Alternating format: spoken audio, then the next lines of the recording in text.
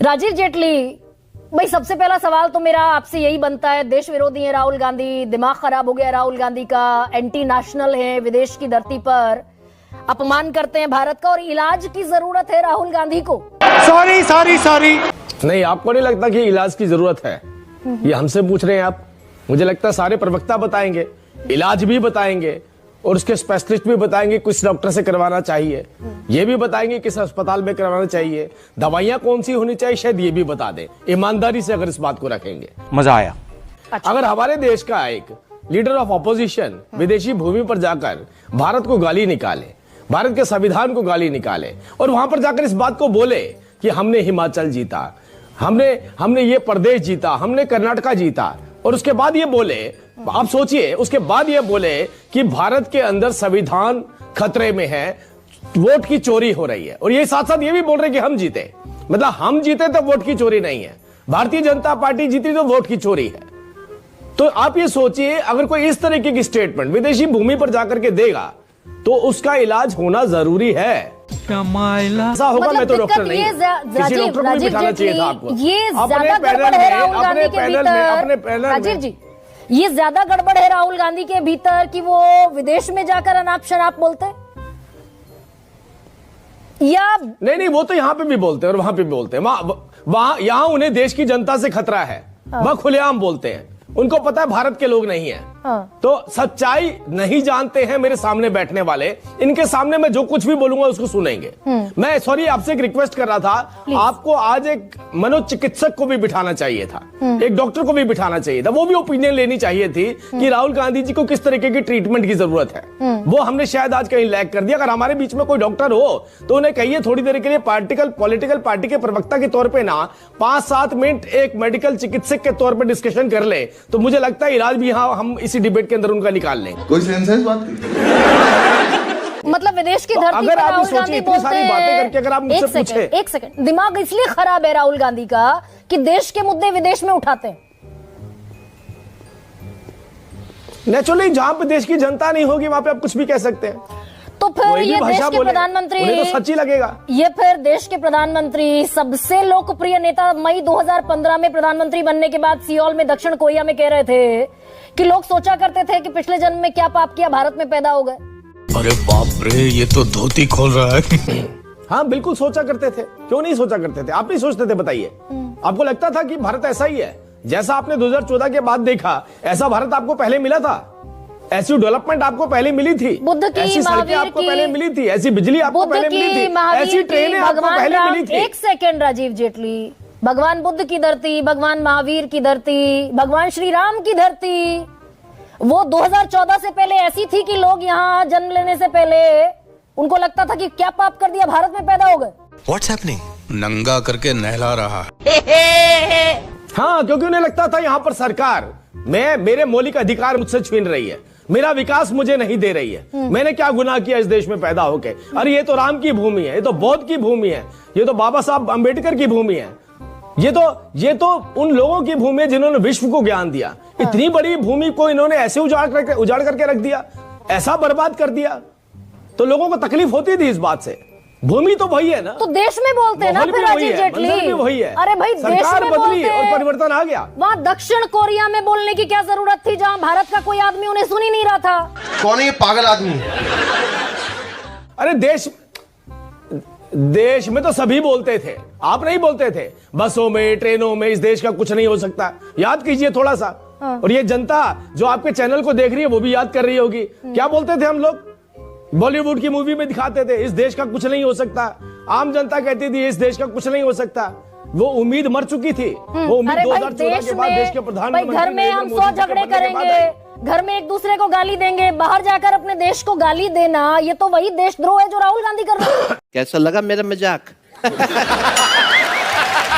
नहीं, किसने गाली दी? हमने तो कहा हम देश को देश बना करके दिखाएंगे, और हमने कहा कि यही वही देश है जिस देश की उम्मीदें मर चुकी थी। आज ये देश उम्मीदों के साथ जीता है, और अब तो आज हमारी जो अगली पीढ़ी है वो तो विकसित भारत का स्वप्न ले रही है। कभी देखा था आपने अपनी किताबों में? आप तो मेरी उम्र के ही होंगे। ऐसा विकसित भारत का स्वप्न ले रही है राजीव जेटली।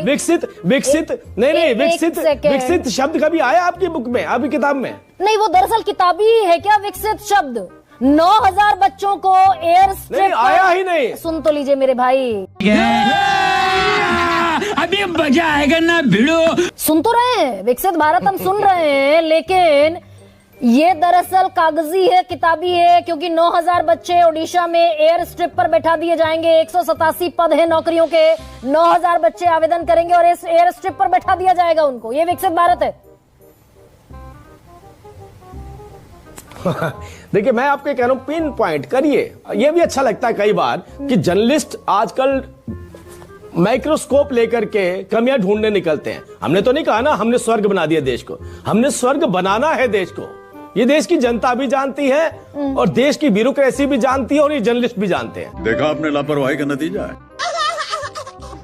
हम उस कदम पर आगे बढ़ चुके हैं, लेकिन ये भी अच्छी बात है कि आप माइक्रोस्कोप लेकर के अच्छा राजीव कमियों को जेटली, निकाल रहे हैं, जिन कमियों को हमें और दूर करना है। स्वर्ग कब तक बना देंगे? आप ही के रहते रहते होगा, आप देखिएगा। 2015 में आप कह रहे थे कि हम स्किल इंडिया लेकर आए हैं और स्किल इंडिया से युवाओं की बल्ले बल्ले होगी, कौशल मिलेगा युवाओं को, यहाँ स्किल ट्रेनिंग दी जाएगी, वहां नौकरी मिल जाएगी, रोजगार मिल जाएंगे। आपकी स्किल इंडिया के तहत कितने लोगों को नौकरी दे दी 2015 से 2025 तक?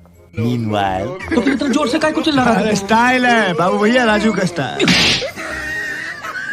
ये बाबूराव का स्टाइल है। ये बहुत अच्छी बात बोली आपने। अब मुझे गिन के 3 मिनट चाहिए होंगे, क्योंकि आपने अपने पैकेज में जो अभी बातें रखी हैं उसका जवाब देना बहुत जरूरी था। आपने कहा कि मैन्युफैक्चरिंग बेस हमारा कम हुआ। कितनी नौकरी? पहले इस पर थोड़ा सा बताना चाहता हूं स्किल कि इंडिया पर कांग्रेस आइए की- पहले राजीव। हाँ मैं आ रहा हूँ 10 साल में कितने युवाओं को नौकरी मिल गई? इतनी अच्छी डिबेट कर रहे हो, मैं बताऊंगा, इसी बात पे तो आ रहा हूं मैं। पहले तो ही मैन्युफैक्चरिंग को आपने बहुत लंबा सब्जेक्ट बनाया अपना, मैं उसको तो जवाब दे दूं। पहले आप स्किल ये इंडिया पर देखिए, जवाब दे दीजिए। कांग्रेस काल में पहले स्किल इंडिया पर आ जवाब रहा दे हूं ना, दीजिए। आ रहा हूं, स्किल पे ही आ रहा हूं मैं। अरे सीधे आ जाइए ना स्किल भाई। तो छोटा सा शब्द है, मैं उसको घूमने आ रहा फिरने हूं की ना, क्या जरूरत देखिए, है? मेरे को बोलने नहीं देंगे आप मेरा टाइम बाय कर रहे हैं, आप मेरा टाइम खा रहे हैं ताकि मैं ढंग की बात ना कर पाऊं। वो बात बिल्कुल ना कर ढंग की पाऊं बात जो आप कीजिए सुनना भाई। चाहते- सुनना नहीं चाहते। आप विकसित भारत बनाएंगे हाँ, तो फिर ढंग की 2047 बात तक। करने के लिए मुझे मौका तो दीजिए। 2047 ढंग तक की- विकसित नहीं, भारत नहीं, नहीं बनाएंगे जाऊंगा ना? पीछे मैंने अरे नहीं, अरे भाई मेरे को बोलने तो दीजिए। जितनी देर आपने मुझे इंटरप्ट किया ना, इतनी देर में मेरी बात ही पूरी हो जाती। तू समझा? हाँ। नहीं तू समझा नहीं। तो मैं अब ये कह रहा हूं आपसे, जीडीपी हमारी 15-16% पे अटकी हुई थी कांग्रेस के काल में। मेक इन इंडिया जैसा कोई शब्द ही नहीं था। भारत बाजार निर्माण केंद्र कुछ नहीं था। 2014 के बाद सुनिए आप, मेक इन इंडिया में पीएलआई, गति शक्ति जैसे मिशन, मैन्युफैक्चरिंग वैल्यू और एक्सपोर्ट दोनों में वृद्धि हुई। ये मैं नहीं कह रहा हूं, मैं आपको प्रॉपर आंकड़ा दूंगा। फेंको अपनी पूरी शक्ति के साथ फेंको। मैं ऑटोमोबाइल पे आ जाता हूं। पेट्रोल डीजल तक सीमित थे हम, ईवी नीति ही नहीं थी हमारी। असेंबली बेस बना के रखा था हमने। 2014 के बाद ईवी आया, फेम आया, battery manufacturing, 2 wheeler 3 wheeler, EV की वैश्विक मार्केट, ऑटोमोबाइल कंपोनेंट एक्सपोर्ट, ये हम एक्सपोर्ट कर रहे हैं। फार्मा में आप देखिए, जेनरिक दवाइयों तक सीमित थे हम। एपीआई से चीन पर भारी निर्भरता थी हमारी, जो राहुल गांधी कह रहे हैं। और आज 2014 के अंदर के बाद एपीआई आत्मनिर्भर भारत बना है। वैक्सीन, बायोलॉजिकल रिसर्च आधारित उत्पादन हमने शुरू कर दिए। दुनिया की फार्मेसी हब बन चुके हैं हम। इलेक्ट्रॉनिक पे आ जाइए, लगभग 0 घरेलू उत्पादन, 100% आयात पर निर्भर थे चाइना से, दूसरे देशों से। 2014 के बाद मोबाइल, टीवी, इलेक्ट्रॉनिक में मास मैन्युफैक्चरिंग बेस इंडिया बना है। सेमीकंडक्टर फैब्स की शुरुआत यहां हुई है। इलेक्ट्रॉनिक एक्सपोर्ट में तेजी आई है। मैं तो आपको कंपैरिजन करके बता रहा हूं। साथ करो। स्टील को ले लीजिए, पॉलिसी एनालिसिस था, पैरालिसिस था, प्रोजेक्ट देरी, ब्रेकिंग और जो ब्रेकिंग संकट आते थे। 2014 के बाद हाईवे, रेल, मेट्रो, पोर्ट्स, भारी डिमांड, स्टील, सीमेंट। अरे भाई कहां पहुंच गया हमारा देश? 10 साल में हो गया राजीव जेटली। ऑथेंटिक आंकड़े दे रहा With due हूं। respect, अब सुनिए, राजीव अब जेटली। मेरी बात, नहीं, अभी रुकिए। यही है फर्क। अरे भाई अब सुनिए, मैंने सुना ना आपको, इज्जत से सुना, रिस्पेक्ट से सुना। बॉस ये सब दोगलापन है। मैं तेरा दोगलापना उतारता हूँ अब। अब राजीव जेटली बता दें, इतना बल्ले बल्ले सब चकाचक है तो एक सवाल, 10 साल 2015 से 2025 प्रधानमंत्री कौशल विकास योजना के तहत इस देश के कितने युवाओं को, मेरे कितने भाइयों को नौकरी मिली? हमको नहीं पता। हमको कुछ नहीं पता। धागा खोल दिया। आप मुझे बताते तो मैं आंकड़ा दूंगा, नहीं तो अगला जो फेस मेरा आएगा जवाब देने का, मैं उसमें वो आंकड़ा भी दे करके जाऊंगा आपको। I am sure. मतलब राजीव जेटली को नहीं पता कि 3-4-5 मिनट का वक्त इतनी चाहिए। क्रांतिकारी योजना का फायदा ऐसे क्या हुआ कैसे देश होता के है? मैं युवाओं पूछूं? अरे भाई मेरे को ये बताइए, मुझे ये बताइए, मुजफ्फरनगर में जो अली नगर है, अली नगर के पीछे वाली गली का नाम बताइए मुझे, अभी जल्दी जल्दी बताइए। कितने तेजस्वी लोग हैं हमारे पास, कितने शानदार विचार रखते हैं जी, और कुछ लोग मनोरंजन भी करवाते हैं। अरे आप दुनिया भर के आंकड़े गिनवा रहे हैं। डिबेट का मैं आपको कह रहा हूँ 5 मिनट। हाँ तो 5 मिनट बुरा आंकड़े, तो वो आंकड़ा भी आपको देके जाऊंगा मैं। अच्छा वो देकर आंकड़ा भी जाइएगा, देके जाऊंगा, बिना दिए नहीं जाऊंगा मैं आपको। देकर जाइएगा। अब एक और आंकड़े पर आ जाइए। विकसित भारत के प्लान के साथ 2024 में हमने तय किया था कि 20 लाख बच्चों को हर साल इंटर्नशिप कराएंगे देश की 500 बड़ी कंपनीज में।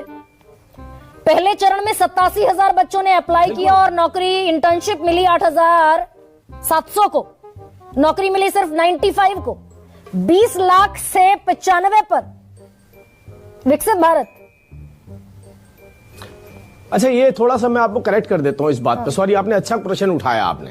मैंने इंटर्नशिप करी थी एक कंपनी के अंदर, और मुझे अपॉर्चुनिटी मिली दूसरी कंपनी से। मैं दूसरी कंपनी को ज्वाइन कर गया, ठीक है। अब ऑन पेपर मेरी इंटर्नशिप जहां होनी थी, मेरी ज्वाइनिंग वहीं होनी थी। तो आपने जो आंकड़े निकाले हैं वो निकाले कि जहां पे जिसने इंटर्नशिप की उसको वहां नौकरी मिली कि नहीं। बिल्कुल नहीं। मैं आपको आज बोलता हूं, बिल्कुल नहीं राजीव जेटली। मैंने अरे सुनिए, ना आ गया ये, आप गलत क्योंकि कोट कर रहे हैं भाई। रुक जाइए ना, एक सेकंड रुकिए। ये लोकसभा, अरे भाई रुक जाइए सर, रुक जाइए। वाह क्या सीन है, वाह क्या सीन है। ये लोकसभा की जानकारी है, इस देश की संसद की। 82,000 इंटर्नशिप के ऑफर दिए गए, 28,000 बच्चों ने स्वीकार किया, 8,700 बच्चों ने इंटर्नशिप ज्वाइन की अक्रॉस कंपनीज, और 95 को नौकरी मिली।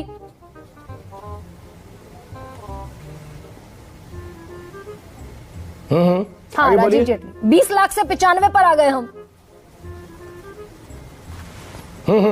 नहीं, मैंने आप यही बोल रहा हूँ। थोड़ा ये सवाल कोई पूछ दे तो वो एंटी नेशनल है। अच्छी जर्नलिस्ट है।